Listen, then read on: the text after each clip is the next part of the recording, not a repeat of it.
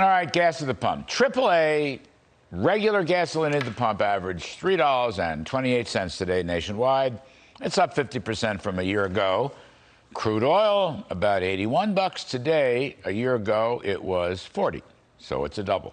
Why is this? Because, consumers and middle-class families are suffering from this energy shock. Joining us now, Rick Perry, former Energy Secretary, former Texas governor. Thank you, Mr. Secretary, Captain Perry. We appreciate it very much. So, first of all, one question. We were putting out about 13 million plus barrels per day of oil pre-pandemic.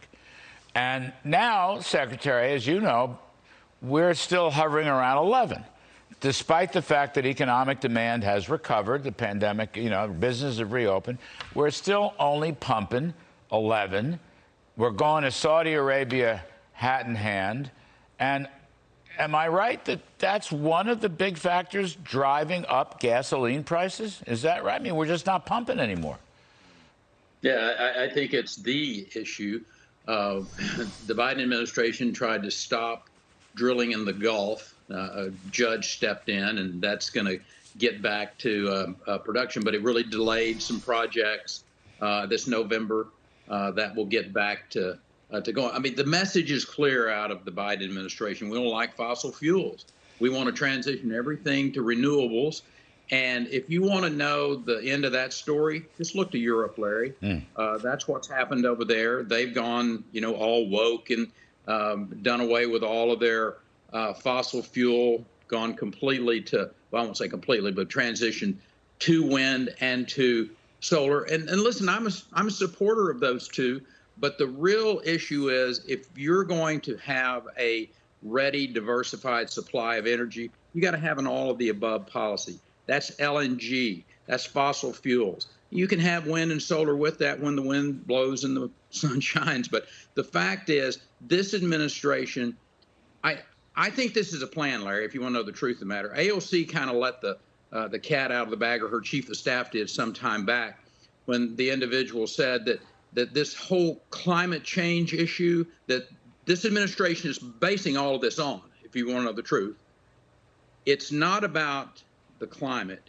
It's about wealth redistribution. Mm-hmm. So Americans need to really think about, what is the strategy here that the Biden administration is putting into place? And it's not all this warm and fuzzy, oh, we love the climate thing. It's wealth redistribution that these Marxists want to put into place. And I hope that will make people that voted for Biden, who may have thought this guy was really going to be the be all to end all, to really step back and go, wait a minute, we have been completely and totally boogered on this deal. I think the Greenies who populate the Biden administration and the Democratic Party, they're radical Greenies, they want higher prices of oil and natural gas and gasoline. Me think they protest too much, Rick Perry, because they think that's going to bring in the so-called renewables. And by the by, your point about Europe, so the winds stopped blowing in the North Sea. And so now the United Kingdom is paying astronomical natural gas and gasoline prices. Yeah. And so is Germany. They all go back to coal. A pox on all their houses. They wind up with coal, which in some sense is the worst of the fossils. So, Larry, the key from my perspective is, if you were just to go ask this administration, would it be a great idea if we just transitioned over all to electric vehicles? They would go, oh, absolutely, it's our dream come true. Well, do you know how massive the grid would have to be to handle that much electricity to power that many? And guess where that's going to come from? It's going to come from fossil fuels. It's just, it makes no sense. When the American people really get the facts, they're going to stand back and go, no more, Biden. We've had enough of you. So I'm just looking at, here's what they're sending out, Rick. Granholm at the Energy Department, I know you don't want to beat up on your successor, but she floated a rumor about stopping the price increases in gasoline with the Strategic Petroleum Reserve. Then we have administration officials on background, right? They're not going to say this publicly. They think there's price fixing going on. Now, that is such, that's as old as Methuselah, the price fixing argument. Then they're still yelling at OPEC Plus, Saudi Plus, and Russia. Everything but dealing with the reality that we don't have enough supply to meet demand and prices are going up.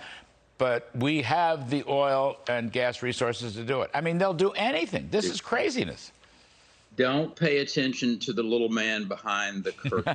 That's the game that they're playing. That's right. We are the #1 oil and gas producing country in the world. Leave our entrepreneurs alone. Stop shutting down pipelines, and Americans can drive at a reasonable amount. This administration is going to drive the cost of food, drive the cost of anything that has to be transported, plus your own personal transportation costs through the roof. It's coming, and until Americans stand up and say, stop it, they're going to continue doing it. We've even, to the last point, of all the things gone wrong, I mean, they've done this, in 8 months, 9 months? That's not an easy thing to do, to wreck entire market segment. It's the only thing that they've actually done successfully. Yeah, and look at the result. So now we're back to importing oil, Rick Perry. We were exporting oil, and they don't even want us to export oil. But as I understand it, exporting oil was good for our producers because they could crank it up and get it out there. But now we're back to importing. So we're reliant on who? The Middle East and the Russians. I thought that was not good for our national security. Not to mention opening up the Nord Stream 2 pipeline, shutting down the Keystone pipeline in North America. It reminds me, I think I mentioned this the other day on one of the programs, the Keystone Cops. We're old enough, you and I, to remember that old silent movie, comedic act. But this administration is the Keystone Cops, if you will. Not only did they shut down that pipeline in a comedic way, if you will, from the standpoint of if it wasn't so drastic for the American people, it would be hilarious. But they're hurting Americans. People who voted for Joe Biden are paying a huge price at the pump, at the cost of food, in other places, and inflation is going to eat them alive. Yeah, I kind of think of Laurel and Hardy in my youth. Laurel and Hardy. You got to really go back a ways for that.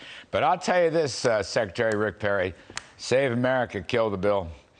Save America, kill the bill. Amen, brother. And that's coming from the sage of the West Wing, as we always refer to you, brother. Wonderful to see you. Really wonderful to see you. Best to Anita. Take care, my friend. All right, folks.